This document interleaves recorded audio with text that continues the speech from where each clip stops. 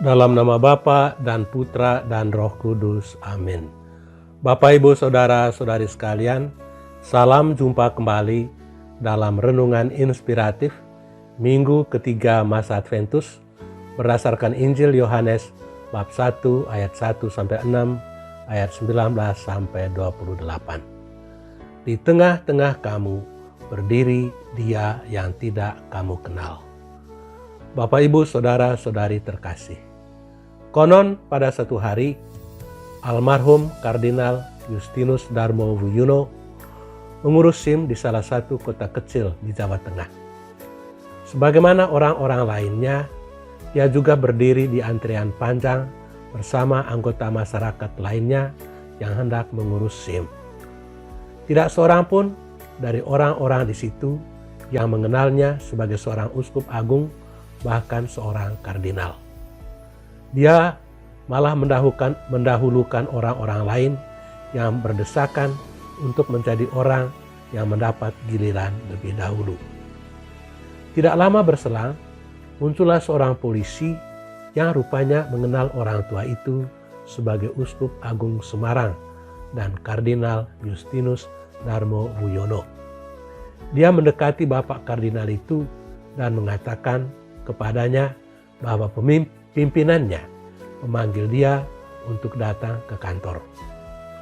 Setibanya di dalam kantor, ternyata polisi itu meminta bantuan petugas untuk mengurus SIM bagi Bapak Kardinal. Bapak Kardinal tidak menyangka bahwa dia dipanggil untuk urusan SIM itu. Sekalipun rasanya tidak enak, tetapi dia akhirnya bisa kembali ke rumah dengan rasa syukur juga. Bapak, Ibu, Saudara-saudari terkasih, dalam Injil hari ini, Yesus berkata kepada orang banyak, "Di tengah-tengah kamu berdiri orang yang tidak kamu kenal, yaitu Dia yang datang kemudian dari aku. Membuka tali kasutnya pun aku tidak layak." Siapakah yang dimaksudkan oleh Yohanes Pembaptis ketika dia berkata demikian? Orang yang dimaksudkan oleh Yohanes Pembaptis adalah Yohanes Pembaptis yang juga sama seperti Bapak Kardinal dalam cerita tadi, berdiri dalam antrian untuk menerima permandian dari Yohanes Pembaptis. Baik Yesus yang akan dibaptis oleh Yohanes maupun Yohanes Pembaptis adalah orang-orang yang rendah hati dan sederhana. Yohanes dengan terus terang mengakui bahwa dia bukanlah Mesias yang mereka nanti-nantikan. Dia cumalah suara yang berseru-seru di padang gurun, "Luruskanlah jalan Tuhan," sebagaimana telah disabdakan oleh Nabi Yesaya, dan dia hanya membaptis orang-orang dengan air, sedangkan yang akan datang itu akan membaptis dengan Roh Kudus. Tugas Yohanes adalah memberi kesaksian tentang terang yang tidak lain dan tidak bukan adalah Yesus sendiri. Dia ditugaskan untuk menyiapkan jalan bagi kedatangannya. Kebesaran Yohanes tidak terletak dalam kemampuan dirinya, melainkan pada hubungannya dengan Yesus, Sang Terang itu sendiri. Terang itu adalah Mesias yang dinanti-nantikan oleh orang Israel. Di hadapan Yesus, Sang Mesias, Yohanes Pembaptis tidak mempunyai arti apa-apa.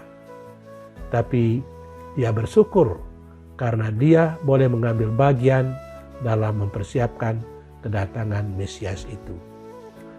Saudara-saudari terkasih, apa pesan Injil hari ini untuk kita? Pertama, kita bisa belajar kesederhanaan dan kerendahan hati dari Yohanes Pembaptis. Sekalipun Yesus menyebut Yohanes Pembaptis sebagai orang terbesar yang pernah dilahirkan oleh seorang perempuan, namun Yohanes tidak pernah menyombongkan diri. Dia malah menempatkan diri serendah-rendahnya dengan mengatakan bahwa membuka tali kasut atau sepatu Sang Mesias pun dia merasa diri tidak layak. Sikap kesederhanaan dan kerendahan hati menjadi sangat penting dalam dunia dewasa ini. Ketika dunia cenderung menyombongkan diri, menonjolkan diri, dan mungkin merendahkan orang-orang lain. Kedua, kita hendaknya mempersiapkan diri untuk menyambut kedatangan Tuhan sebagaimana diserukan oleh Yohanes Pembaptis. Pertama, kita menyiapkan kedatangan Tuhan secara simbolik pada pesta Natal nanti. Dan kedua, kita mempersiapkan kedatangan Tuhan pada akhir zaman atau akhir hidup kita masing-masing. Ketika suatu kali Santo Yohanes Don Bosco ditanya bagaimana dia mempersiapkan diri untuk menyambut kedatangan Tuhan pada akhir zaman, terutama pada akhir hidupnya, Yohanes Don Bosco menjawab, "Bagi saya, setiap hari merupakan hari terakhir dalam hidup, dan karena itu saya harus menggunakannya sebaik-baiknya untuk melakukan perbuatan-perbuatan kasih." Semoga Tuhan memberkati kita. Amin. Dalam nama Bapa dan Putra dan Roh Kudus. Amin.